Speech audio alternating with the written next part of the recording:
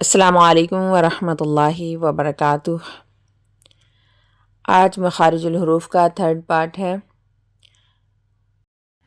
अल्हम्दुलिल्लाह हमने मखारिजुल हुरूफ में जौफ, हलक और लिसान के मेन मखारिज और इसके साथ दांतों के नाम पढ़ लिए हैं। अक्सा लिसान और वस्त लिसान और हाफत लिसान तक जितने हुरूफ और मखारिज हैं वो भी अल्हम्दुलिल्लाह हमने जान लिए हैं। तो आज आप लोगों को बताया जाएगा कि जो हाफातुल लिसान है, हाफातुल लिसान यानी ज़ुबान की थिक साइड, मोटे किनारे ज़ुबान के, वस्तुल लिसान से लेकर अक्सा लिसान तक जो ज़ुबान की मोटी साइडें हैं, मोटे किनारे हैं, उन्हें हाफातुल लिसान कहते हैं। हाफातुल लिसान के भी 3 पार्ट्स हैं। हाफातुल लिसान के भी 3 पार्ट्स हैं। नंबर 1 अक्सा हाफा, नंबर 2 वस्त हाफा, नंबर 3 अदना हाफा। अक्सा हाफा से मुराद हमारी ज़ुबान का वो वाला हिस्सा जो नवाजिज़ के बिलमुकाबिल है। नवाजिज़ किसे कहते हैं? नवाजिज़ हमारी आखिरी दाढ़, जिसे अमूमन हम अकल दाढ़ भी कहते हैं। जो अकल दाढ़ के सामने वाला हिस्सा है जो उसके बिलमुकाबिल है वो अक्सा हाफा कहलाता है। वस्त हाफा से मुराद ज़ुबान का वो वाला हिस्सा जो तवाहिन के बिलमुकाबिल है। तवाहिन की 3 दाढ़ें दाएं बाएं ऊपर नीचे की जो हैं नवाजिज़ और ज़वाही के दरमियान वाली तवाहिन कहलाती हैं। तवाहिन के बिलमुकाबिल जो ज़ुबान का हिस्सा है वो वस्त हाफा कहलाता है। उसके बाद है अदना हाफा।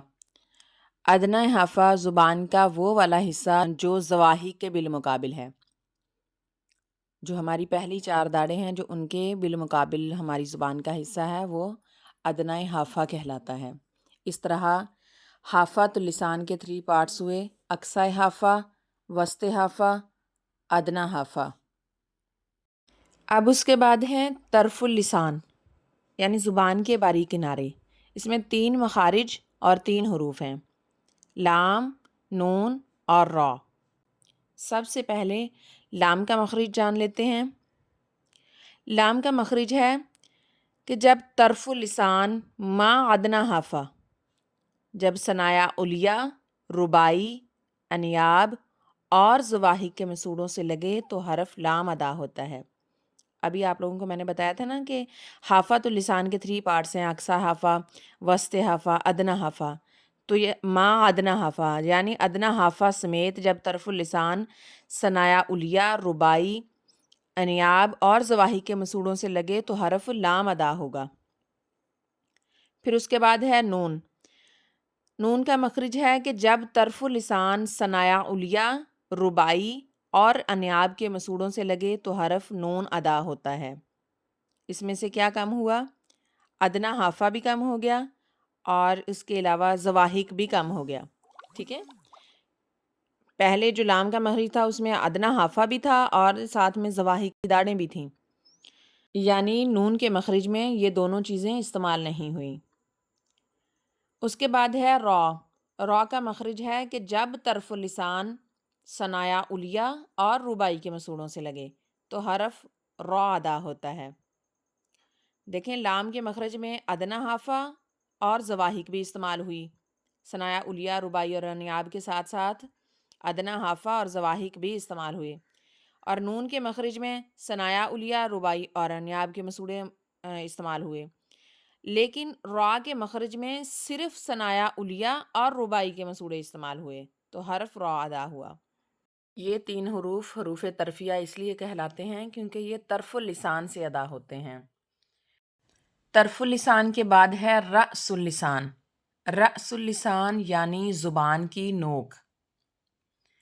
रअसुल लिसान में 3 मखारिज और 9 हरूफ हैं, तौ दाल ता, ज़ौ ज़ाल सा, सौद ज़ा और सीन। तो जब रअसुल लिसान सनाया उलिया के मसूड़ों से लगे तो ये 3 हरूफ अदा होते हैं, तौ दाल ता। सनाया उलिया ऊपर के जो 2 दांत हैं ना, उनके जो मसूड़े हैं, जो खुरदरी सी जगह, सख्त जगह है, उसे अरबी में नता कहते हैं। तो इसलिए इन हरूफ को हरूफ नतिया भी कहा जाता है। तो इसके बाद है ज़ौ ज़ाल सा। جب زبان کی نوک یعنی رأس اللسان ثنایا علیہ کے اندرونی کنارے سے لگے تو یہ 3 حروف ادا ہوتے ہیں، ظ، ذال، ثا۔ یہ سامنے شیپ بنی ہوئی ہے، آپ دیکھ سکتے ہیں۔ ان حروف کو حروف لثویہ کہا جاتا ہے کیونکہ یہ نرمی سے ادا ہونے والے حروف ہیں۔ اس کے بعد ہے صاد، ظا، سین، حروف صفیریہ، سیٹی کے ساتھ ادا ہونے والے حروف۔ جب زبان کی نوک یعنی رأس اللسان ثنایا سفلی کے کناروں کے ساتھ ٹکرانے کے ساتھ ساتھ ثنایا علیہ سے بھی لگے تو یہ 3 حروف ادا ہوتے ہیں، صاد، ظا، سین۔ تو یہاں لسان کے مخارج کمپلیٹ ہو گئے ہیں۔ تو اس کے بعد ہے شفتان۔ شفتان ہونٹوں کو کہتے ہیں، دونوں ہونٹوں کو شفتان کہتے ہیں۔ شفتان میں 2 مخارج اور 4 حروف ہیں، فا، با، میم اور واو۔